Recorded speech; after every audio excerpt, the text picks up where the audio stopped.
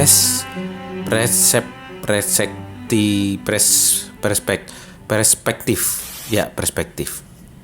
Hari ini kita akan ngomongin soal perspektif. Karena kalau saya lihat nih, setiap ada video baru di-upload, selalu ada aja tuh yang nanyain soal belajar perspektif. Kayak misalnya, "Bang, belajar gambar perspektif dong. Bang, kalau bikin pose perspektif gimana?" Atau, "Bang, ajarin bikin otot tapi yang perspektif dong." Lalu banyak banget pertanyaan yang lain yang gak jauh dari istilah perspektif itu. Sepertinya sangat banyak para umat gambar ini yang udah ngerasa lelah dan rasanya ingin menyerah gitu berhubungan sama perspektif. Emangnya perspektif itu apa sih? Apa yang membuatnya bisa menjadi seperti itu?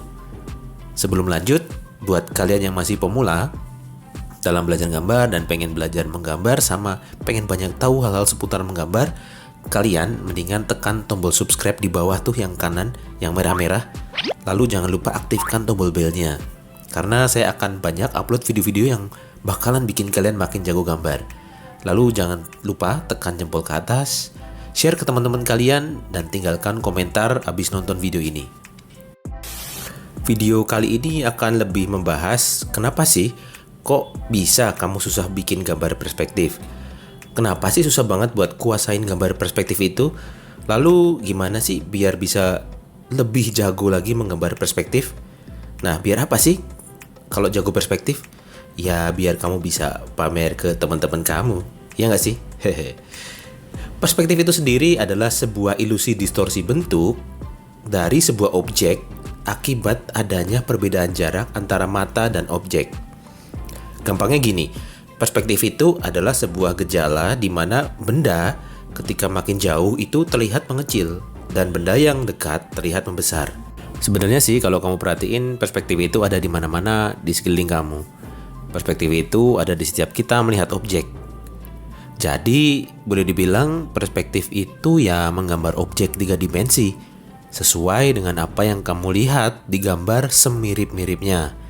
Walaupun memang kadang jadi terlihat aneh. Aneh gimana sih? Kadang seperti ini. Kamu menggambar T-Rex dan kucing, anggap aja kayak gitu ya. Kamu menggambar 2 binatang itu di dalam satu ruang. Tapi T-Rex-nya kamu gambar posisinya di kejauhan. Dan kucingnya di dekat kamu nih. Apa yang terjadi? Kamu bisa melihat bahwa ternyata T-Rex-nya jadi lebih kecil dari seharusnya. Bahkan bisa aja jadi lebih kecil dari kucing. Kita tahu bahwa T-Rex itu gedenya berkali-kali lipat lebih besar dari kucing ya. Tapi gambar yang kita buat karena pengaruh perspektif tadi jadi terlihat seolah-olah T-Rex-nya aneh karena kucingnya jadi lebih kecil atau bahkan nyaris sama dengan seukuran kucing. Perspektif membuat objek menjadi tidak hanya 2 dimensi tapi 3 dimensi, menjadi memiliki ruang dan jarak serta kedalaman volume. Ini yang membuat perspektif menjadi cukup sulit untuk dikuasai pemula sih sebenarnya. Karena ketika menggambar perspektif, kita nggak hanya harus melihat objek secara 2 dimensi atau ruang rata, tapi kita harus menggambar objek secara 3 dimensi, yang berarti ketika menggambar objek perspektif itu jadi nyaris sama atau mirip kayak kita sedang membuat patung. Kita harus tahu bagian depannya, kita harus bisa membayangkan bagian sampingnya, kita harus bisa melihat kira-kira kalau objek ini kita gambar dari belakang seperti apa. Itu kita harus bisa menebak-nebak. Jadi memang cukup kompleks sebenarnya. Nah, lalu apa sih 3 kesalahan pemula ketika menggambar perspektif itu? Ketika mulai menggambar perspektif, langsung aja ya kita bahas ya. Kesalahan yang biasanya dilakukan pemula ketika menggambar perspektif. Kesalahan pertama adalah walaupun menganggap perspektif itu penting serta sadar kurang bisa menggambar perspektif, tapi nggak berusaha untuk menggambar perspektif, nggak berusaha sering menggambar perspektif, alias pengen bisa gambar perspektif, tapi tiap gambar nggak pernah berusaha gambar yang ada hubungannya sama perspektif. Bingung nggak? Alasannya sih biasanya macam-macam ya. Ada yang ngerasa karena sulit gambar perspektif jadinya males, atau belum ada alasan mendesak untuk gambar perspektif, jadi ya antar-antar aja gambarnya.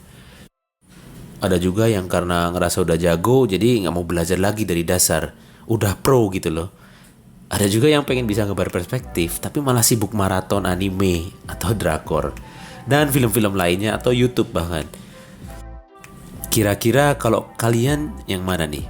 Tapi saya sih percaya ya, kalau kalian para umat gambar itu tuh rajin gambar semua. Gak ada tuh namanya anti-anti belajar dari dasar atau sibuk maraton anime. Kalian itu umat terpilih yang kalau udah pengen jago itu berusaha keras. Hehehe, iya gak sih? Biasanya sih ya, pengennya bisa gambar perspektif, tapi gambarnya ya ujung-ujungnya gambar fan art, portrait, atau gambar-gambar hal lain yang jauh lebih mudah, yang lebih nyaman. Apakah salah? Ya enggak, cuma nggak sinkron aja. Kan pengennya jago gambar perspektif, tapi kalau seringnya gambar yang nggak ada hubungannya perspektif ya gimana mau jago, iya kan? Kalau kamu pengen jago gambar perspektif ya kamu harus lebih sering gambar perspektif. Walaupun cuma bikin kotak, lingkaran, atau silinder, walaupun gambar yang kamu hasilin itu ancur-ancuran kayak orek tempe, saran saya tetap aja gambar deh. Walaupun hasilnya jelek, ulangi lagi aja. Kalaupun jelek lagi, ulangi lagi. Hasilnya jelek lagi, ya tetap ulangi lagi. Tapi sambil tetap pelajari, kenapa kok bisa jelek. Kalian cari kesalahannya di mana dan perbaiki. Yang jelas bukan gambar bagus ya yang bakalan bikin kamu jadi belajar banyak dan makin jago. Justru gambar-gambar jelek kamu itu yang bakalan bikin kamu banyak belajar dan bertumbuh. Semakin sering kamu gagal dan kamu tetap mencoba dan terus belajar memperbaiki kesalahan, otomatis ya semakin kamu akan makin berkembang. Nggak usah drama berlebihan dengan karya jelek dan gagal atau salah, dan nggak usah juga berlebihan ketika kita nggak berbagus. Berlebihan bergembira atau merayakan akhirnya saya gambarnya jadi bagus, atau ketika karya kita di like orang banyak. Biasa aja, fokus aja untuk terus belajar, konsisten dan menikmati apa yang kamu kerjakan. Kesalahan kedua yang sering dilakukan pemula ketika belajar menggambar perspektif adalah gambar perspektif tapi nggak pakai grid perspektif yang kotak-kotak itu loh. Kadang-kadang pakai tapi nggak digunakan dengan maksimal. Garis grid dalam perspektif itu sangat penting sekali ya. Kalau kamu lihat para jagoan kamu yang bikin gambar perspektif itu nggak usah pakai grid tapi bisa keren, itu ya karena grid perspektif udah nempel di otak mereka. Mereka nggak usah pakai grid juga udah hafal. Mereka udah sering banget gambar perspektif hingga nggak perlu lagi pakai grid. Atau bisa aja mereka emang jangan-jangan nih, mereka udah dari lahir ya dewa gitu aja. Begitu keluar dari kandungan tuh udah kumisan, jago gambar, gondrong. Memang dari sananya udah manusia pilihan yang dijanjikan untuk menjadi jagoan di hari menjelang kiamat ini. Kalau kamu masih pemula dan kamu bukan manusia pilihan dari lahir udah jadi dewa, ya saya sarankan kalau mau belajar gambar perspektif ya usahakan pakai grid lah. Coba deh belajar pelan-pelan, mulai dari belajar bikin grid yang bagus. Mulai dari 1 titik hilang, 2 titik hilang, dan udah sampai 3 titik hilang aja udah cukup. Kamu boleh bikin dulu pakai penggaris, bikin yang bagus, dan bikin yang banyak. Diulang-ulang terus sampai kamu cukup nyaman bikin garisnya deh. Lalu kalau udah cukup nyaman, coba pelan-pelan gambar gridnya nggak usah pakai penggaris. Tapi tetap aja coba bikin yang rapi dan tentu saja yang banyak. Sekali lagi, bikin yang banyak. Ulang-ulang dan terus ulang sampai ya nggak sampai. Maksudnya ya jangan berhenti. Karena kalau kamu berhenti terus kamu ngapain? Karena ilmu itu terus berkembang. Ketika kamu berhenti belajar ya kamu sama aja lama-lama jadi kayak dinosaurus, punah. Lalu kamu jadi share status bahwa dunia ini tidak adil. Dunia ini sangat jahat, menjadi drama, padahal salah kamu sendiri. Jadi menggambar perspektif itu bukan sesuatu yang bisa kamu kuasai cuma dengan 1 atau 2 kali gambar. Cuma belajar seminggu langsung jadi master pendekar dewa perspektif, nggak gitu. Butuh waktu lama dan usaha keras buat menguasainya.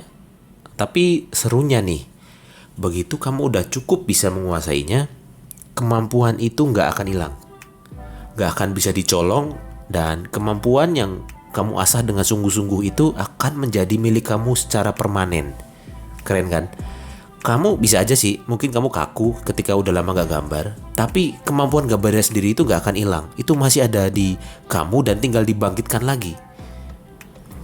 Lalu kita masuk ke kesalahan ketiga yang biasanya dilakukan pemula ketika belajar menggambar perspektif ya.